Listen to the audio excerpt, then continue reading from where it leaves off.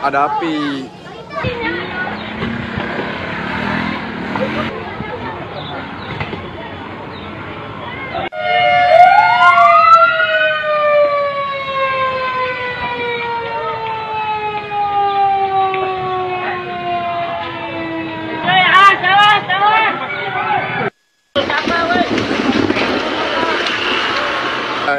Ada api. Wah, hancur cuy, hancur.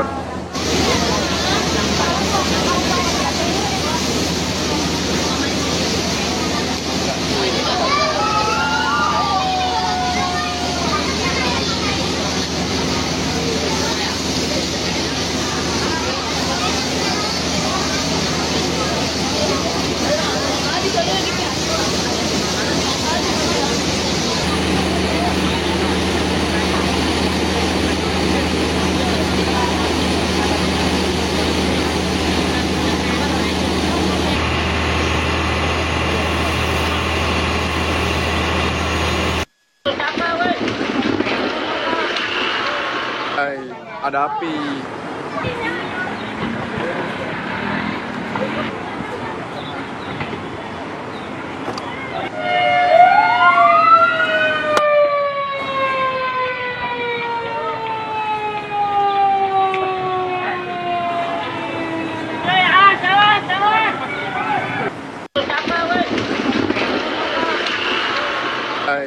Ada api. Wah, hancur cuy, hancur.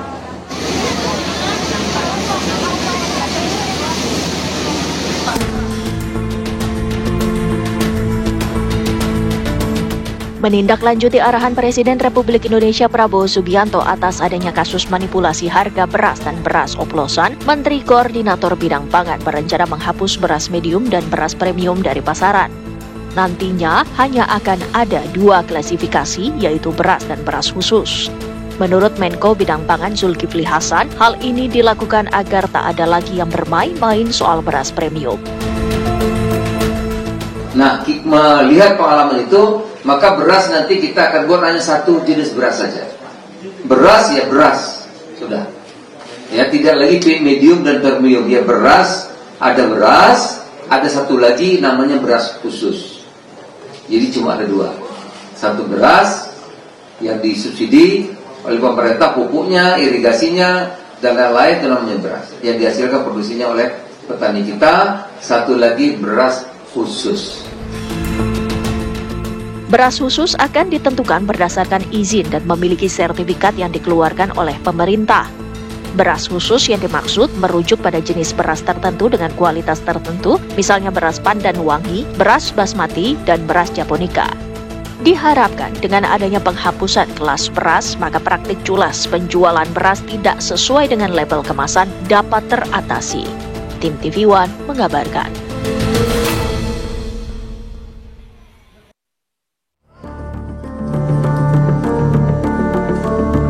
Polisi mengungkap temuan baru terkait kasus kematian diplomat muda Kementerian Luar Negeri Arya Daru Pangayunan yang ditemukan tewas dengan kepala terlilit lakban di kosannya.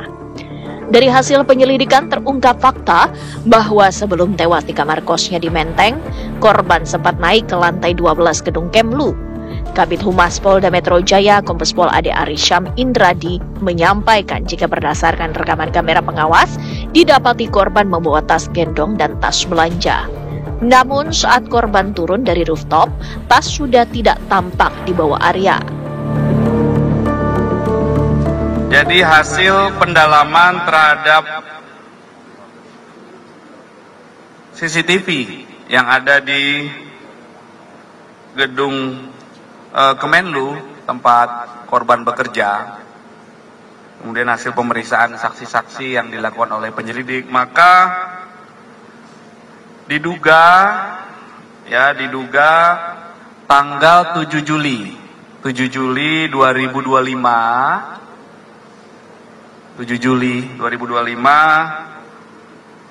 jam 21:43 sampai jam 23:09 atau sekitar 1 jam 26 menit, diduga korban berada di rooftop lantai 12 gedung Kemenlu. Kemudian penyelidik mendapatkan fakta bahwa berdasarkan pengamatan CCTV tersebut, awalnya korban naik membawa tas gendong dan tas belanja.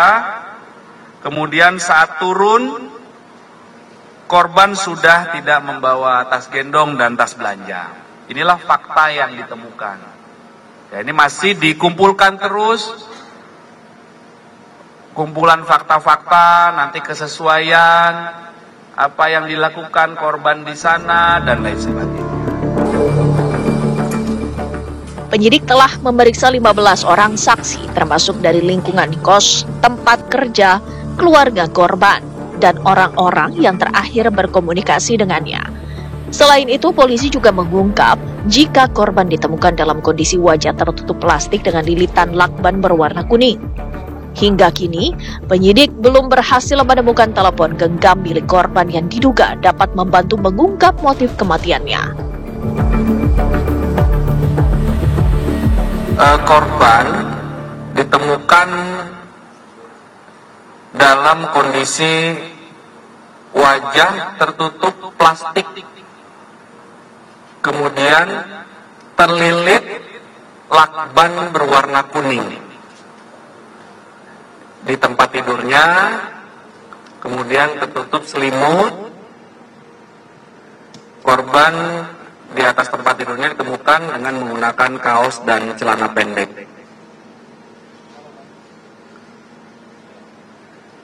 Korban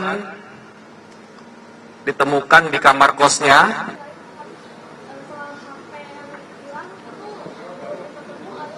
Belum.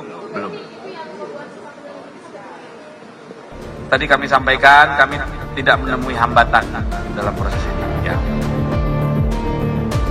Selain memeriksa saksi-saksi, kepolisian juga sudah memeriksa 20 titik CCTV untuk menyatukan kepingan-kepingan puzzle terkait kematian diplomat Kementerian Luar Negeri yang masih misteri ini. Saat ini, tim forensik dari RSCM telah melakukan otopsi, pemeriksaan toksikologi, dan histopatologi terhadap organ dalam korban untuk memastikan penyebab kematian Arya Daru. Kembali, kepolisian menyatakan penyelidikan kasus ini dilakukan berdasarkan prinsip scientific crime investigation dan berjanji akan menangani kasus ini secara transparan. Dari Jakarta, Nadila Saleh, Sedida Aditya, TV One mengabarkan.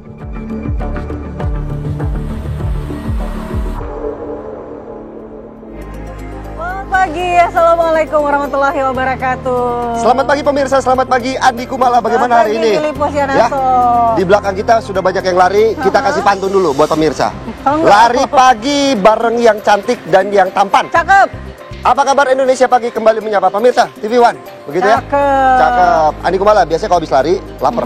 Lapar dong. Pengen makan dong? Mau. Tanggal tua kayak begini enaknya makan apa? Makan apa ya, Daging. Mahal. Beli fettuccine, pizza. Mahal juga, beras deh kalau gitu beli beras. Tapi beras dioplos. Oh iya, lagi rame ya beras oplosan ya saat ini ya. Pusing deh mama. Jadi gimana kalau sebagai ibu rumah tangga kalau udah denger beras oplosan itu gimana rasanya? Kesel kan? Kesel dong, Ya kan? Selama ini kita masak nasinya cepat basi, pikirnya magicom yang rusak ya. Ternyata berasnya yang dioplos. Bener emang, suka masak. Pencitraan dulu. Oke, pemirsa apa kabar Indonesia Pagi masih memiliki sejumlah informasi menarik, salah satunya yang tadi saya dan Andi Kumala sudah bahas, beras oplosan. Lalu apa kata redaksi TV One terkait kasus yang tentunya ini melibatkan hajat seluruh masyarakat Indonesia. Potensi kerugian negara juga fantastis loh, Wow. 100 T. Tapi nanti kita akan hadirkan di segmen-segmen selanjutnya. Ini kita awali dulu dengan informasi-informasi pilihan untuk pemirsa Philip. Ada berita apa nih? Kita awali dengan berita kebakaran di mana ada 10 rumah warga di permukiman padat di Pademangan, Jakarta Utara. Ini ludes terbakar.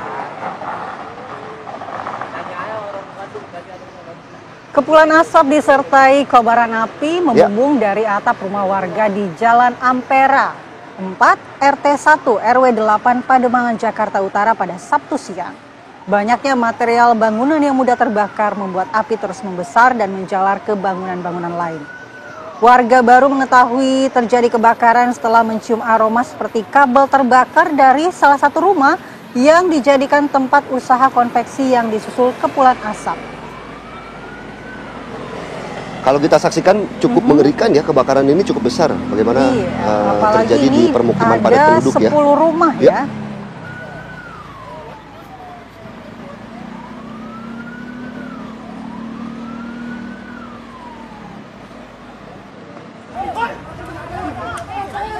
Kita beralih ke Bekasi, Jawa Barat. Aksi pencurian kembali terjadi di Kabupaten Bekasi, Jawa Barat, di mana pelaku mencuri motor saat kuncinya sedang menggantung. Hati-hati meninggalkan motor. Ya, ini yang paling sering terjadi ya. Ingin menaruh barang ketika sampai, kemudian lupa untuk mencabut kunci motornya. Dan jangan lupa boncengannya ya. Dan mengetahui kunci motor masih menggelantung, pelaku langsung membawa motor tersebut. Warga yang mengetahui aksi pelaku langsung melakukan pengejaran hingga tertangkap di Jalan Raya Kebon Kelapa, Tambun Selatan. Masa yang merasa geram ini karena sering terjadi aksi pencurian bermotor langsung menghajar pelaku hingga babak belur. Beruntung polisi dengan sigap datang ke tempat kejadian ini langsung mengamankan pengamanan terhadap pelaku dan langsung mengamankan barang bukti. Kalau kunci tertinggal sangat rawan untuk dicuri. Betul. Tapi kalau yang dibonceng yang tertinggal sangat rawan untuk berkelahi. Sampai di rumah dimarahin. Baru ingat lah, tadi boncengannya kemana ya? Ya pemirsa, apa kabar Indonesia Pagi akan kembali sesaat lagi. Tentunya dengan berita ini ada Presiden ke-7 Republik Indonesia Joko Widodo yang didampingi istri menghadiri reuni Fakultas Kehutanan Universitas Gadjah Mada pada Sabtu siang kemarin ya terjadinya. Iya. Sesaat lagi pemirsa. Kembali di Apa Kabar Indonesia Pagi, pemirsa, ini ada informasi dari Jawa Timur. 2 oknum mahasiswa perguruan tinggi di Surabaya ditangkap Subdit Jatanras Direktorat Reserse Kriminal Umum Polda Jawa Timur atas dugaan pemerasan terhadap Kepala Dinas Pendidikan Provinsi Jawa Timur. Mereka ditangkap setelah mengancam akan melakukan aksi besar di depan kantor Kepala Dinas Pendidikan Provinsi Jawa Timur atas isu keterlibatan Kepala Dinas Pendidikan dalam kasus korupsi dana hibah dan dugaan perselingkuhan. Jadi Dan yang menonjol kasus apa nih? Dana hibahnya atau perselingkuhannya? Jadi satu paket lengkap begitu ya. Dan inilah detik-detik penangkapan 2 oknum aktivis mahasiswa di salah satu kafe di Surabaya. Keduanya diamankan setelah menerima uang 20 juta rupiah dari total permintaan 50 juta rupiah dari pihak korban. Kasus ini bermula dari surat pemberitahuan demonstrasi yang dilayangkan oleh organisasi Front Gerakan Rakyat Anti Korupsi atau FGR, bentukan kedua oknum aktivis mahasiswa kepada Dinas Pendidikan Jawa Timur. Kedua tersangka mahasiswa ini diduga meminta uang sebesar 50 juta rupiah kepada Kepala Dinas Pendidikan Provinsi Jawa Timur agar aksi demonstrasi dibatalkan dan unggahan tuduhan perselingkuhan yang menyebut keterlibatan Kepala Dinas Pendidikan Provinsi Jawa Timur di media sosial untuk dihapus. Ini jatuhnya sudah pemerasan begitu ya? Iya. Malah ya. Dijadikan alat untuk meminta uang ya, sejumlah uang.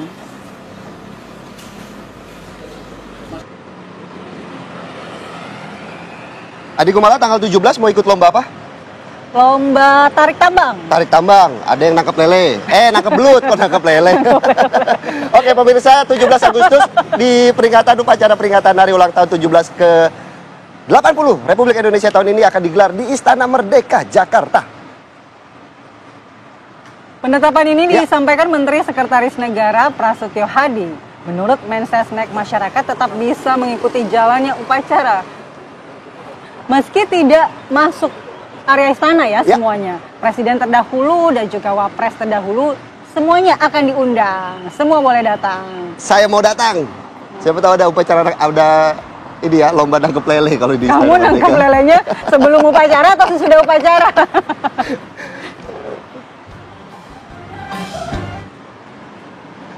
Kalau undangan presiden-presiden yang sudah purna, wakil presiden yang sudah purna beserta dengan keluarga seperti biasa, pasti insya Allah akan diundang. Konfirmasi lengkap belum karena semuanya sedang berproses. Kalau komunikasi secara informal saya sendiri sebagai Menteri Sekretaris Negara beberapa waktu yang lalu silaturahmi dengan presiden-presiden yang sudah purna, wakil presiden yang sudah purna, dan juga secara lisan kami sudah menyampaikan undangan, dan secara lisan juga beliau-beliau insya Allah jika tidak ada halangan akan berkenan hadir. Jadi fix ya, upacara tidak lagi dilaksanakan di IKN ya? Ya. Karena kalau di IKN tidak ada lele buat Nggak ada lele, lomba-lomba adanya belut. Dan juga Pak Jokowi ini lagi reuni kemarin ya. Presiden ke-7 RI Ya. Joko Widodo tiba di lokasi reuni Fakultas Kehutanan Universitas Gadjah Mada Sabtu siang dan juga didampingi oleh istri Ibu Betul. Iriana.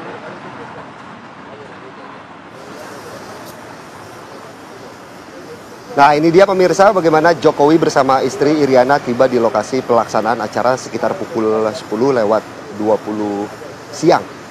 Jokowi tampak mengenakan kemeja putih didampingi istrinya yang mengenakan kebaya krem. Setibanya di lokasi, mantan wali kota Surakarta dan gubernur DKI Jakarta ini juga bersalaman dan bercengkrama dengan alumni Fakultas Kehutanan UGM lainnya. Kedatangan Jokowi Iriana kemudian disambut tepuk tangan peserta acara. Kalau udah ikut reuni berarti fix dong ya lulusan UGM. Bisa jadi. Cuma yang jadi pertanyaan ketika acara reuni ini semuanya setuju nggak Pak Jokowi lulusan UGM?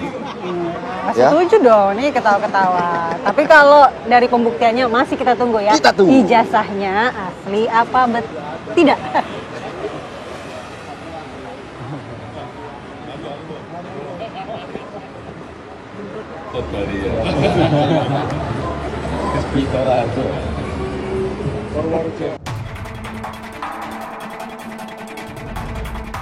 Praktik pengoplosan beras yang belakangan terungkap membuat geram pemerintah. Presiden Prabowo Subianto menyebut tindakan pelaku serakah dan merupakan tindak pidana. Pasalnya, pengoplosan beras berpotensi merugikan negara 100 triliun rupiah setiap tahun. Menindaklanjuti arahan Presiden RI Prabowo Subianto tersebut, Menteri Koordinator Bidang Pangan berencana menghapus beras medium dan beras premium dari pasaran. Nantinya hanya akan ada 2 klasifikasi, yaitu beras dan beras khusus. Beras khusus akan ditentukan berdasarkan izin dan memiliki sertifikat yang dikeluarkan oleh pemerintah. Beras khusus yang dimaksud merujuk pada jenis beras tertentu dengan kualitas tertentu, misalnya beras Pandanwangi, beras basmati, dan beras japonica. Diharapkan dengan adanya penghapusan kelas beras, maka praktik culas penjualan beras tak sesuai dengan label kemasan dapat teratasi. Tim TV One mengabarkan.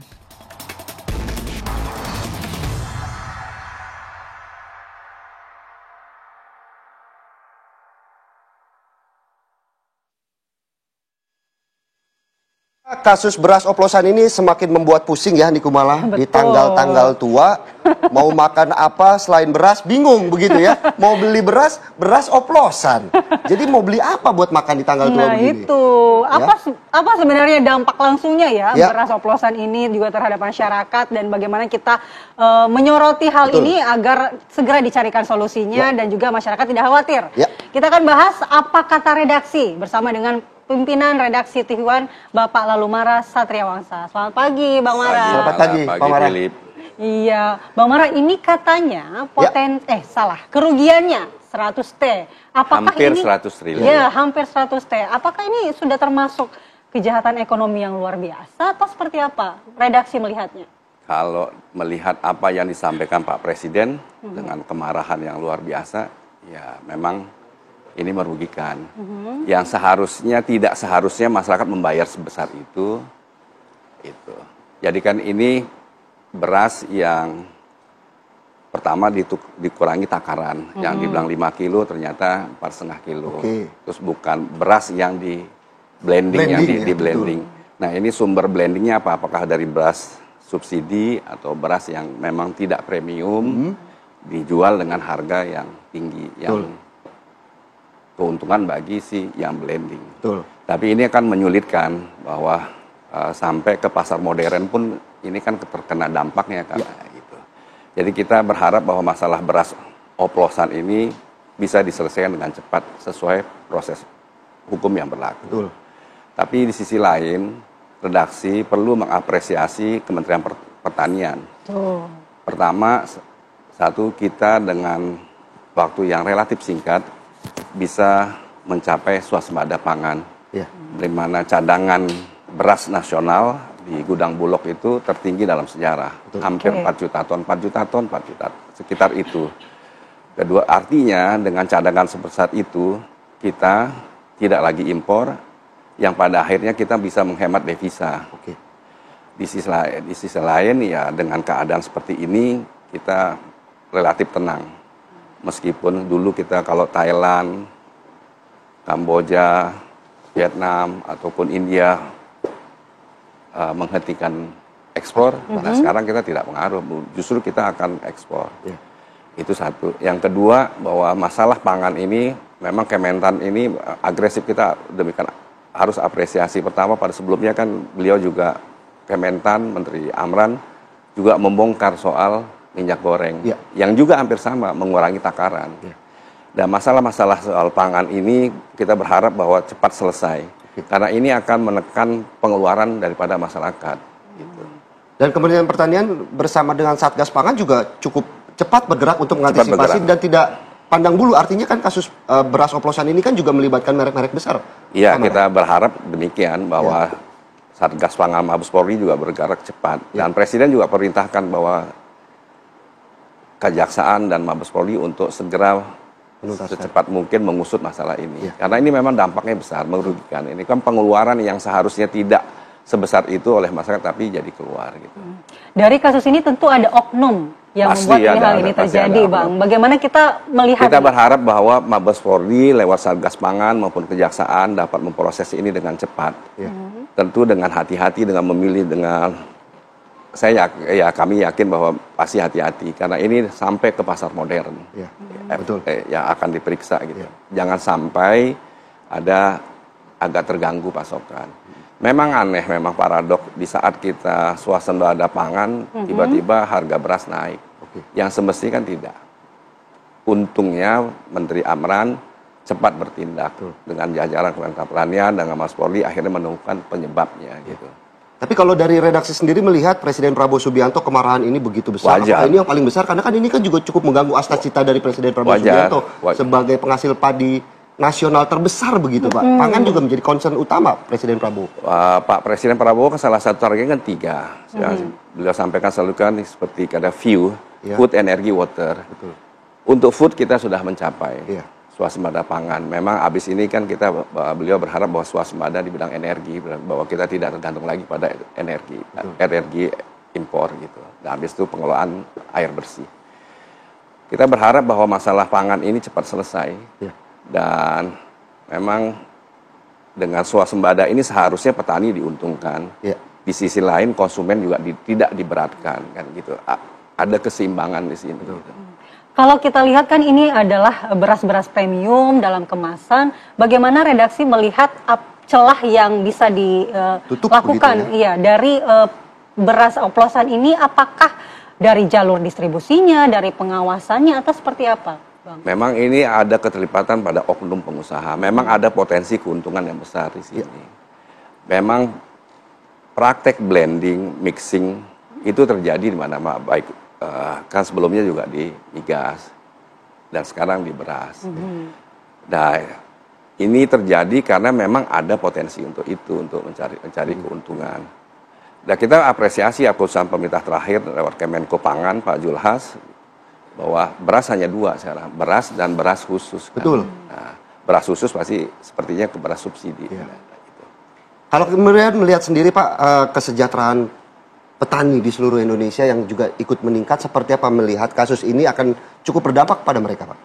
Pastinya terdampak, kan yang kerja petani, tapi yang mendapat untung kan yang besarnya pengusaha, yang oknum-oknum ini. Jadi dengan kebijakan pemerintah membeli gabah 6.500 itu kan besar dampaknya. Itu peningkatan pendapat petani itu kan hampir 50% lebih, yang sebelumnya sekitar 4.000, sekarang kan 6.500. Kita berharap bahwa masalah beras oplosan ini bisa cepat diselesaikan, beras harga stabil, terjangkau, Jadi dengan kebijakan beras dan beras khusus ini pasti dampaknya besar. Iya, apalagi kan ini menyentuh memang ini masyarakat gimmick luas. marketing, memang ada ya ada beras premium, ada ini ya, kadang-kadang ya konsumen juga mau belinya ya, kalau yang punya gitu. Lalu kira-kira dampaknya terhadap perekonomian kita saat ini seperti apa, Bang? Cukup besarkah dampaknya? Ya memang kalau dengan kenaikan harga beras akan berdampak pada inflasi, kan angka inflasi, dan cepat ditangani oleh Kementan dan Satgas Porli ini kan kita berharap bahwa tidak terlalu berdampak kepada inflasi. Lalu kemudian bagaimana redaksi akan berupaya untuk mengembalikan kepercayaan masyarakat terkait kasus beras ini, Pak? Redaksi akan mengawal soal proses hukum ini, dan kita berharap bahwa Satgas Polri cepat menyelesaikan, kan sudah naik ke penyidikan. Dan Presiden Prabowo juga sudah menyatakan bahwa meminta pada aparat Polri dan Kejaksaan untuk menyelesaikan ini dengan cepat. Dan hanya inilah dengan bisa bisa meningkatkan kepercayaan masyarakat begitu. Upaya dan solusi yang sedang diupayakan itu oleh pemerintah dalam hal ini Kementan, bagaimana rekomendasi redaksi? Saya kira redaksi memandang bahwa kebijakan daripada pemerintah kan yang sudah diumumkan oleh Menko Pangan kan sudah jelas bahwa hanya ada beras dan beras khusus. Saya kira redaksi memandang itu memang yang penting itu. Jadi tidak ada lagi pengkategorian jenis-jenis beras. Karena di pasar tradisional juga beberapa pedagang beras mengeluhkan bahwa penjualan mereka juga terdampak cukup turun signifikan ya, sampai 30% loh, Pak Mara. Ya mengejutkan juga gitu. Kalau sampai turun gitu, turun. Ya, kita berharap bahwa masalah ini cepat selesai dan mengembalikan kepercayaan. Tapi beras kan tetap dibutuhkan. Betul, sangat beras dibutuhkan. Pasti dibutuhkan, pasti akan laku. Kapanpun pasti akan dibeli. Tapi masyarakat ini sudah terlanjur khawatir ya, sudah was-was untuk membeli beras. Bagaimana masyarakat tidak perlu khawatir karena cadangan kita kan 4 juta ton. Kita sudah bebas impor. Jadi masyarakat tidak perlu khawatir. Tinggal sebagaimana sekarang pemerintah menyelesaikan masalah ini dengan baik melalui proses hukum, dan proses distribusinya kembali lancar, tidak ada hal-hal yang lain gitu. Terakhir mungkin Pak Mara, harapannya terkait kasus beras oplosan ini seperti apa? Jangan sampai berlama-lama atau seperti apa? Karena kan beras ini makanan utama masyarakat Indonesia loh, Pak.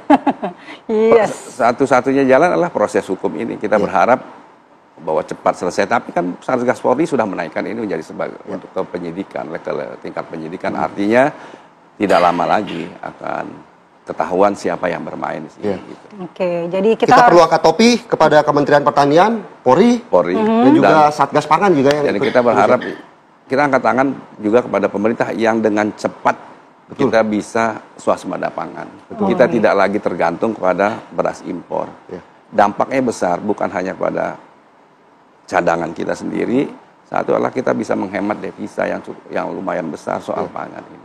Oke, sebagai ibu sudah merasa lega ya agak-agak mendengar apa yang disampaikan oleh Pak Mara gitu ya. Oke. Udah enak mau masak, jadi ini kalau cepat basi bukan nyalain Magicom lagi ya. Ternyata memang karena berasnya begitu ya. Iya, tapi karena kita punya cadangan beras yang banyak, jadi kita tidak perlu khawatir lagi. Jadi tidak deg-degan lagi. Terima kasih Pak Mara untuk waktunya pada pagi hari ini. Oke, tidak lengkap kalau tidak pantun. Buah manggis, buah salak. Andi Kumala yang manis, jangan galak-galak. Aura kasih nyanyi lagu negara. Cakep. Terima kasih Pak Lalu Mara. Terima kasih Philip. Untuk waktunya pada pagi hari ini. Atas penjelasannya terkait beras oplosan ini, tentunya kita berharap bagaimana kasus ini bisa cepat selesai. Karena masyarakat Indonesia perlu makan nasi. Iya, begitu ya? Apalagi di akhir bulan, nasi penting. Nasi pakai kecap udah sama telur. Oke pemirsa, apa kabar Indonesia Pagi akan kembali sesaat lagi. Tentunya di segmen selanjutnya kami akan mengupas teka-teki terkait kematian Arya Daru yang hingga saat ini masih diselimuti oleh kabut tebal. Misteri, sesaat lagi. Wah.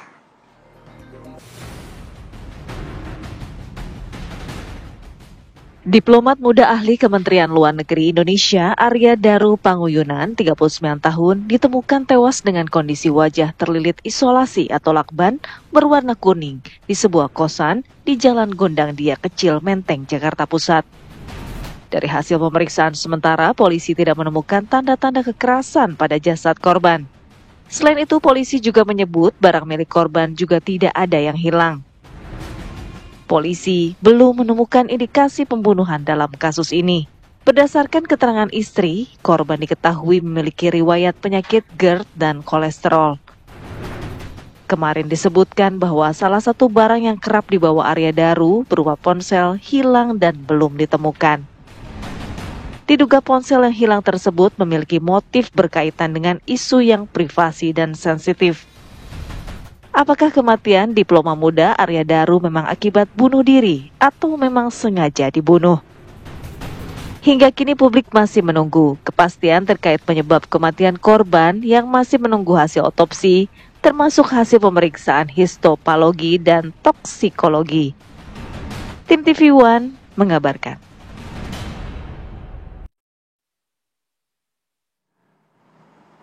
Masih menjadi teka-teki, dibunuh atau bunuh diri, Andi Kumala?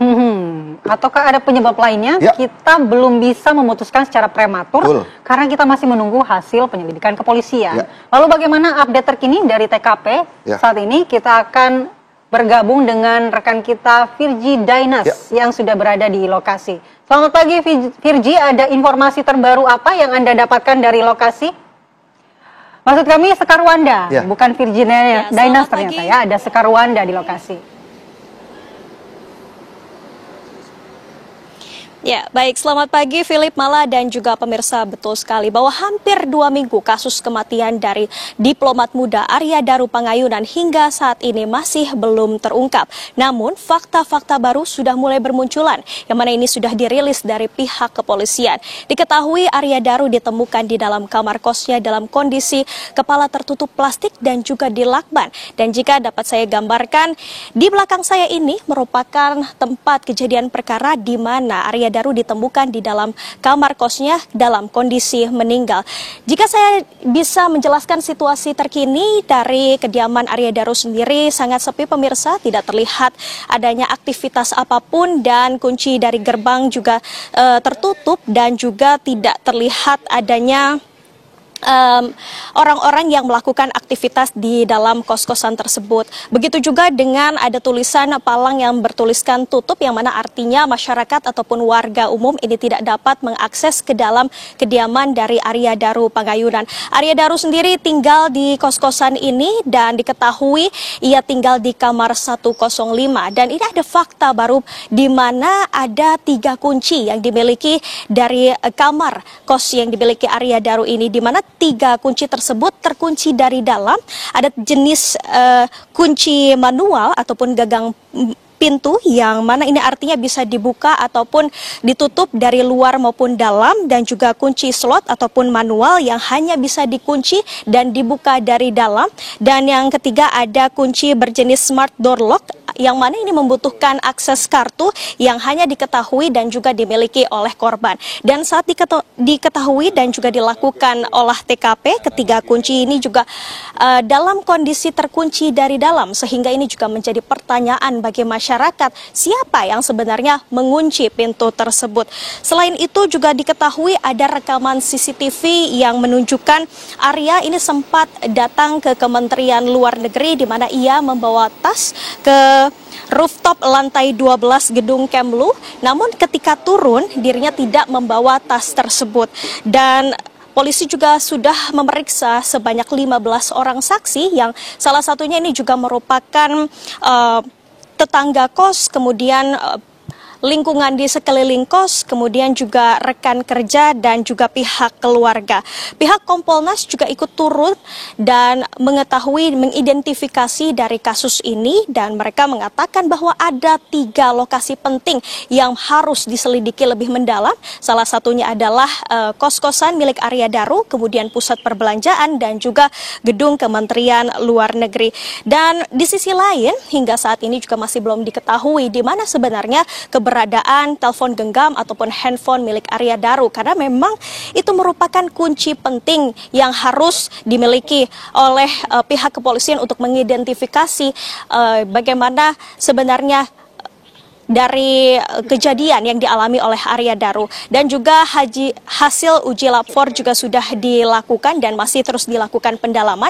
Hingga saat ini pihak kepolisian masih terus mendalami berbagai bukti dan juga mengidentifikasi keterangan dari berbagai saksi. Dan tentu kita akan terus menantikan bagaimana nanti hasil dari penyelidikan oleh pihak kepolisian. Demikian, Philip dan Mala.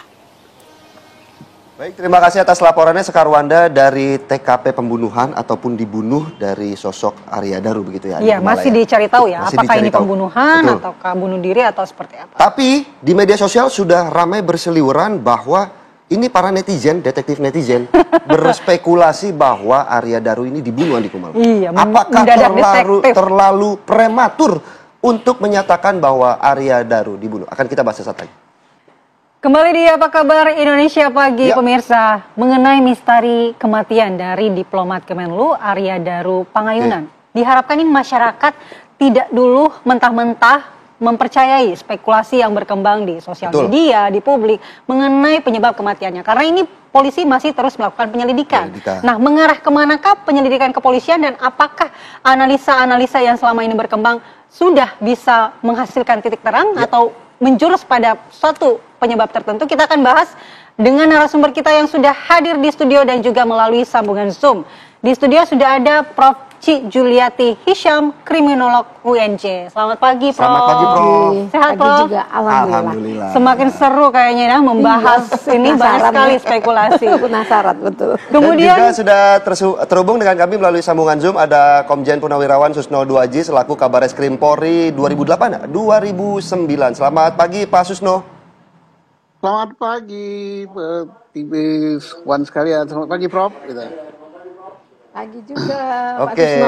selamat pagi. Ya, Saya sebelum ke Prof, saya mau ke Pak Susno. Pak Susno, Silakan. lazim nggak sih hingga 3 minggu ini belum ada hasil dari pihak kepolisian yang diumumkan terkait apakah memang bunuh diri atau dibunuh ini Arya Daru, Pak? Baik, pertama kita kasus ini tambah menarik, tapi tambah mengerucut ya. Karena ada ditemukan fakta baru tentang Arya Daru sebelum meninggal gitu kan, dia belanja di mall gitu, kemudian pergi ke rooftop daripada kantornya di lantai 12, membawa ransel dan membawa tas belanjaan. Selama 1,5 jam lebih kurang, turun ransel dan tas belanjaannya tinggal. Sebelumnya ada komunikasi telepon. Kemudian saat meninggal ada lilitan lakban di kepalanya. Kemudian pintu kamar terkunci tiga bel gitu ya. Kemudian semua terkunci dan menurut Kompolnas dan penyidik bahwa tidak ada kerusakan di plafon kamar tidur maupun di plafon kamar mandi. Kemudian CCTV tidak menangkap siapapun yang lewat di situ, 2 CCTV ya, lewat di depan kamarnya kecuali penjaga. Nah, kemudian waktu di atas rooftop Arya Daru, apa bahasa Jawanya, celingak-celingok melihat ke bawah gitu kan. Nah, ini tak makin fokus gitu kan. Nah, yang saya yakin polisi sudah sampai pada 80% lah kesimpulan mungkin ya. Tinggal untuk meyakinkan itu perlu bukti saintifik yang berupa hasil laboratorium forensik yang disitulah akan mengetahui laboratorium forensik hasil otopsi ya, yang akan mengetahui apa penyebab kematian daripada korban. Kemudian apakah karena racun, apakah karena obat, apakah karena kekurangan oksigen, apakah ada hal dari luar ya, misalnya pemukulan, penusukan dan sebagainya.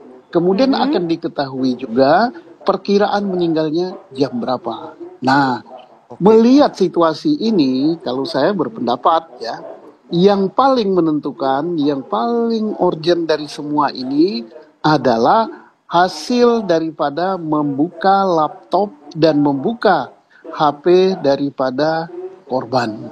Di situ akan terpantau pembicaraan korban dengan istri, pembicaraan korban dengan orang lain, kemudian WA, SMS atau email daripada korban itu akan terpantau semua. Dan ini kita kaitkan nanti dengan yang paling bisa memberikan keterangan adalah orang terdekat daripada korban, yaitu istrinya dan teman-teman kantornya. Ini saya yakin polisi sudah mengantongi 80% kesimpulan lah. Tinggal nanti bagaimana hasil daripada otopsi. Insya Allah ini terungkap ya. Iya, Pak Susno. Tadi Pak Susno sendiri mengatakan bahwa bukti krusial adalah laptop dan juga HP. Ya. Nah, spekulasi terbesar yang berkembang adalah salah satu HP hilang. Apakah ini sengaja dihilangkan untuk menghilangkan jejak atau terkait dengan informasi rahasia tertentu? Menurut Pak Susno seperti apa? Kita tidak berspekulasi ya, tapi HP-nya kan ada yang tidak hilang. Yang tidak hilang ada, laptopnya juga ada. Kemudian asal daripada lakban juga sudah ketahuan kan, istrinya mengatakan bahwa lakban itu dibeli di Jogja. Kemudian masih ada juga satu lagi tertinggal di Jogja. Dan kita kaitkan juga dia akan berangkat ke luar negeri. Orang Deplu biasanya kalau berangkat ke luar negeri packing barang. Nah mungkin dia akan packing barang di Jakarta yang mau dibawa ke Finland ya kalau tidak salah, itu dipacking pakai lakban itu. Tapi nggak tahunya lakban itu malah dipakai di kepala ya. Kita berduka cita lah. Iya. Baik, kita minta tanggapan dari Prof. C. Prof. C, kalau dari banyaknya spekulasi yang berkembang, karena kita tahu ya, banyak yang mendadak detektif nih di kasus ini. Tapi kalau dari gitu ya? dari kacamata kriminolog, apakah ada salah satu indikator, mungkin dari pola di TKP, atau mungkin dari bukti-bukti yang sudah didapatkan oleh kepolisian, yang mengarah kepada salah satu pelaku begitu ya? dari salah satu, apakah dibunuh, atau bunuh diri, atau seperti itu? Makasih ya Mbak. Nah, tadi kita sudah nyimak apa yang dikemukakan oleh Pak Susno. Memang kemungkinannya kan banyak ya. Kemungkinan tuh banyak. Apakah kemungkinan dia bunuh diri, atau dibunuh, atau kecelakaan tanpa sengaja menyebabkan dia mati gitu kan. Itu semuanya belum jelas kan, gitu loh. Tapi mungkin saya ingin tahu juga gitu hasil pemeriksaan polisi di TKP pada saat pertama gitu loh. Kan sekarang kita sudah canggih ya. Ketika melihat jejak yang ada di sana, mungkin kan bisa pakai drone tuh. Kita melihat apakah di sana ada jejak kaki lain selain kakinya si pelaku atau si korban. Nah, kita nggak tahu. Kalau dia misalnya bunuh diri, berarti di sana kemungkinan cuma ada jejak si korban. Tapi kalau misalnya ada sepatu yang lain, kemungkinan ada orang lain masuk, gitu ya. Itu yang perlu kita lihat juga. Nah, melihat dari situasi tempat kos, itu kan sudah menggunakan double kunci ya. Tapi yang heran lagi, itu kosan yang sangat premium, kok jendela nggak ada tralisnya ya? Itu juga menyebabkan kan kita jadi bertanya-tanya, itu sebenarnya bagaimana keadaannya? Nah, kalau tadi dikaitkan dengan dia datang ke rooftop, kita harus bisa melihat jenazah itu ditemukan jam berapa, kita harus ambil garis ke belakang, 10 jam sebelumnya, berarti itu kan sudah kaku mayat.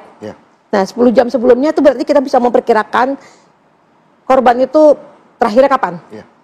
Nah, dengan hal itu kita bisa jeda waktu, ketika dia naik ke rooftop itu jam berapa, tanggal berapa, hari apa, dengan waktu yang kemungkinan dia meninggal pada jam berapa, sesuai dengan kaku mayat yang terjadi. Dengan space waktu itu, kita bisa memperkirakan ada apa dengan waktu yang sesempit itu. Nah, seperti itu kalau menurut saya gitu. Jadi, kita bisa melihat barangkali Pak Polisi sudah mencari data-data sejauh itu. Cuma kan barangkali belum dikemukakan untuk masyarakat. Nah, tapi di masyarakat ya biasa lah namanya netizen ya. Jadi dia semua sekarang sudah menjadi detektif semua. Kita juga bingung ya, dari mana sih dia? Harusnya kan ngelihat berdasarkan fakta dan data, tapi kan mereka cuma bicara. Tapi kan mereka bicara juga karena melihat kemungkinan-kemungkinan yang ada dari kasus ini, Prof. Artinya kan misalnya kalau CCTV. kita lihat CCTV, lakban yang begitu rapi, kemudian fakta-fakta lain yang juga mungkin menurut netizen bahwa ini kasus pembunuhan, begitu, Prof. Ya, itu mereka sahaja membicarakan seperti itu ya. Karena melihat dari laporan di media bahwa korban itu pakai plastik. Ya, betul. Terus diperban dengan rapi, lakban rapi. Terus tidur dalam keadaan berselimut. Nah, sekarang kita untuk membuktikan hal itu, apakah perbuatan seperti itu bisa dilakukan oleh orang lain secara normal? Artinya kita rekonstruksi, coba orang lain menggunakan seperti yang terjadi pada korban, bisa nggak kayak gitu? Mungkin masyarakat atau netizen itu logika berpikirnya ke sana, logika berpikirnya. Jadi dia bilang ini pasti pembunuhan gitu kan? Nah, karena pakai plastik, itu kan udah nggak bisa napas atau pengap, kan? Ditutup lagi pakai lakban, ya gitu kan? Karena ketika lakban itu kan kita mesti rapi, kan tadi kan rapi kan? Kemudian berselimut setelah pakai lakban dan plastik, apakah itu masih bisa terjadi dalam keadaan normal? Itu yang ada dalam pikiran netizen barangkali. Barangkali gitu. semakin menarik ya. Nah, nanti kita akan gali lebih dalam. Apakah jika memang ini pembunuhan dengan minimnya jejak, apakah dilakukan oleh profesional? Nah, nanti kita akan tanyakan lagi ke Prof, tapi kita jeda terlebih dahulu. Kami jelaskan bahwa korban itu berada di rooftop gedung Kemenlu itu kurang lebih 1 jam 26 menit 56 detik. Saya ulangi, 1 jam 26 menit 56 detik. Yang mana terdapat di CCTV bahwa korban itu naik ke lantai 12 membawa tas ransel dan karton tas, yaitu body bag. Setelah dia naik ke rooftop selama 1 jam 26 menit 56 detik, dia turun, terlihat jelas yang bersangkutan sudah tidak lagi membawa tas dan body bag tersebut. Dan 1 hari setelah ditemukan kondisi korban sudah tidak menyawa di kos-kosan, setelah dari penyelidik menerima laporan, 1 hari setelah itu penyelidik langsung mencari dan tas tersebut serta body bag tersebut sudah ditemukan, ya, dan sudah dalam dari minggu kemarin sudah kita analisa oleh penyelidik dan sudah saat ini tinggal menunggu dari hasil lapornya saja, Mbak. Kita lanjutkan dialog di Apa Kabar Indonesia Pagi. Kita ke Jenderal Susno Duaji lagi. Pak Susno, jika kalau kata AKBP Ronald tadi, tas dan juga goodie bag yang dibawa ke rooftop lantai 12 ini sudah ditemukan oleh polisi. Kira-kira fakta-fakta apa yang bisa diambil dari penemuan barang-barang korban ini, Pak Susno? Iya, ini memperkuat mengapa si korban berada di lantai 12. Di lantai 12 itu tidak lazim, karena itu bukan tempat ngopi dan waktunya pun malam hari ya. Jam 9 lewat sekian malam sampai dengan jam berapa itu 23 ya. Sehingga 1 jam 26 menit sekian. Di atas itu nampak dia sendiri celingak-celinguk keluar, kemudian meninggalkan tas gendongnya dan tas belanja. Nah, kemudian pulang. Jadi polisi sudah membuat waktu ya, seminggu sebelum kejadian sampai dengan saat hari kejadian, sampai dengan ditemukan jenazah itu. CCTV yang dipantau yang di Kementerian Luar Negeri yang berada di tempat kos-kosan gitu. Nah, tidak ada di tempat kos-kosan, kita kaitkan orang lain yang masuk ke kamarnya, tidak terpantau oleh CCTV. 2 CCTV berada di situ. Kuncinya 3. Kemudian kerusakan plafon tidak ada. Kemudian lagi sidik jari orang lain ditemukan di situ, termasuk di lakban, tidak ada. Nah, ini memperkuat dugaan apa? Jadi teori kematian seseorang ya dibagi 2, 1 meninggal wajar karena sakit atau karena usia, yang kedua karena tidak wajar. Ini nampak sekali kematian tidak wajar. Nah, tidak wajarnya itu karena 1 dibunuh, 2 bunuh diri, 3 kecelakaan. Kemungkinan masih ada 3 ini. Nah, kemungkinan untuk dibunuh ini makin kecil dia ya. Makin kecil karena apa? TKP-nya utuh, bagus gitu ya. Sidik jari orang lain nggak ada. Nah, kematian karena kecelakaan, misalnya minum obat yang berlebihan atau melakukan sesuatu yang di luar harapan daripada korban, ini nanti akan terjawab oleh hasil otopsi. Hasil otopsi yang akan menjawab apakah meninggal karena kurang oksigen, apakah meninggal karena racun, apakah meninggal karena dosis obat, dan lain-lain. Nah, tinggal 1 lagi, apakah meninggal karena bunuh diri. Nah, ini juga akan terjawab oleh hasil otopsi dan diperkuat oleh alat bukti lain. Apa alat bukti lain? Analisa daripada hasil pembicaraan atau hasil komunikasi telepon, hasil daripada laptop, kemudian keterangan-keterangan ahli seperti psikolog, psikiater, kemudian termasuk keterangan saksi. Saksi siapa? Saksi terdekat adalah istrinya, saksi terdekat adalah orang yang jaga di tempat kos, kemudian saksi terdekat adalah tetangga kamarnya, saksi terdekatnya adalah teman kerja.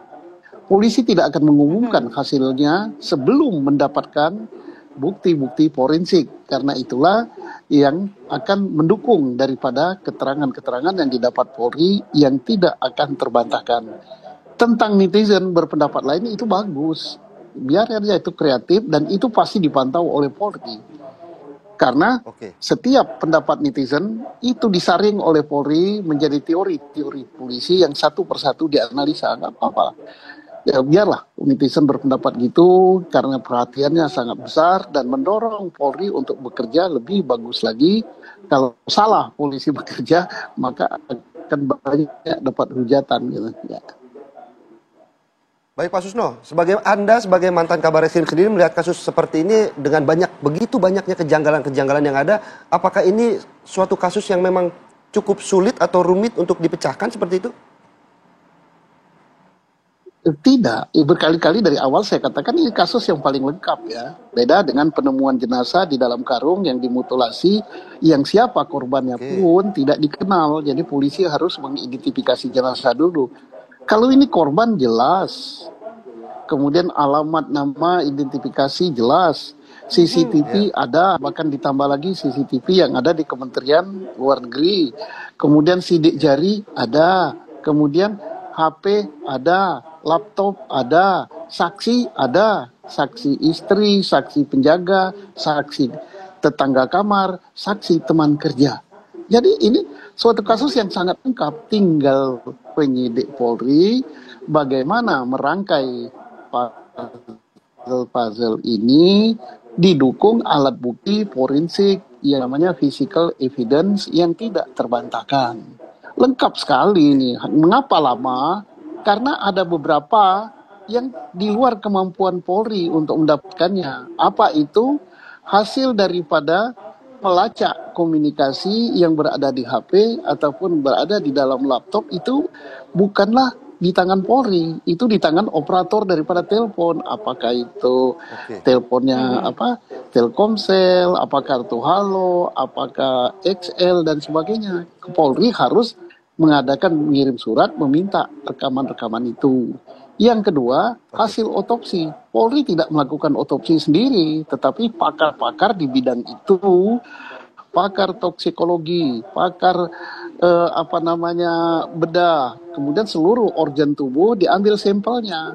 Hatinya, limpahnya, kemudian jantung, bahkan mungkin sampai ke otak dan sebagainya. Dan itu dianalisis oleh pakar-pakar yang terkait dengan bidang itu. Kemudian mereka membuat berita acara, menyimpulkan penyebab kematian apa, menyimpulkan jam kematian apa. Nah, penyebab kematian memang tidak menohok langsung ini dibunuh. Oh tidak, tetapi dia katakan ini kekurangan oksigen. Kekurangan oksigen akibat apa?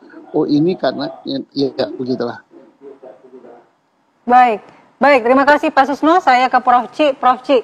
Sebenarnya tidak sulit bagi kepolisian untuk mengungkap kasus ini. Hanya polisi tinggal menunggu hasil otopsi saja dan juga hasil jejak digitalnya. Bagaimana tanggapannya, Prof? Ya, terima kasih ya. Sebenarnya gini, kalau memang datanya lengkap, polisi bisa segera mengungkapkan gitu. Tapi kan sekarang polisi harus lebih detail lagi, mencari kemungkinan-kemungkinan tadi.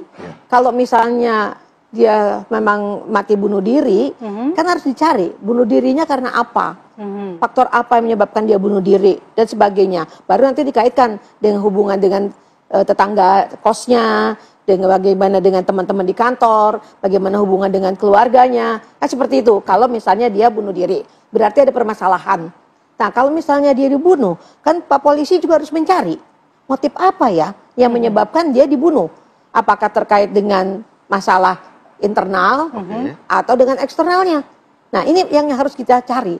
Jadi Pak Polisi di sini tidak bisa sekedar karena begini-begini ngikutin netizen, tidak bisa ya. Kita kan harus berdasarkan data dan fakta gitu loh. Tapi barangkali bisa juga kita tambahkan misalnya ya, saya belum dengar ya selama ini, itu kenapa yang namanya CCTV bisa mati gitu loh. Pada saat malam kejadian. Betul. Itu blackoutnya tuh berapa jam.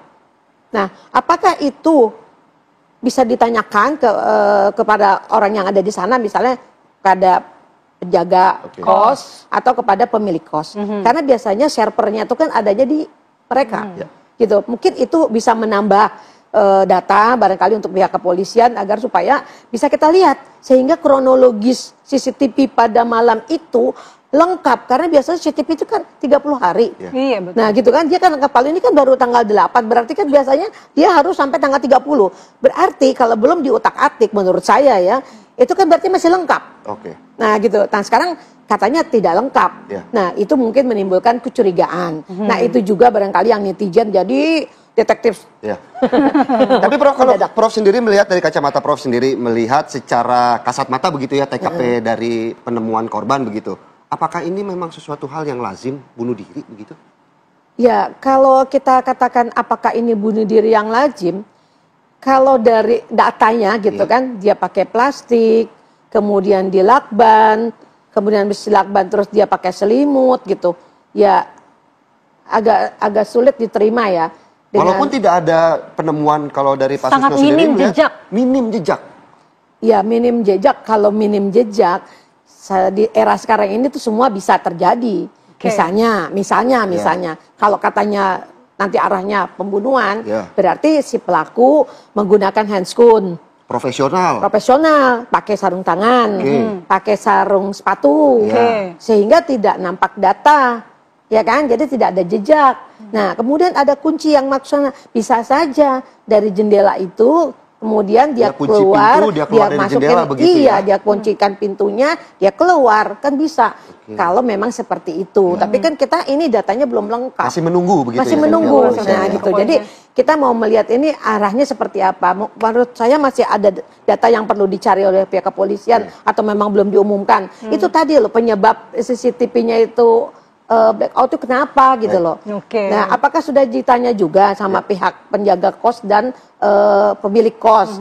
Kenapa itu kejadian gitu loh. Itu mungkin tambahan dari tugas polisi begitu berat untuk mengungkap kasus ini begitu ya. Luar Karena biasa menjadi perhatian publik. Itu yang menjadi masalahnya, bahwa seluruh publik juga bertanya-tanya dan menunggu apa ini kasus ini mau kemana arahnya begitu ya. Terima kasih Prof. Terima kasih Prof. Terima kasih. Terima kasih juga Pak Susno sudah bergabung di Apa Kabar Indonesia Pagi. Dan pemirsa, dialog kami terkait bagaimana teka-teki, misteri begitu ya dari kasus pembunuhan Arya Daru ini sekaligus mengakhiri jumpa kita di Apa Kabar Indonesia Pagi hari ini. Saya Filipus Yonaso. Saya Andi Kumala. Terima kasih atas perhatian Anda. Sampai jumpa.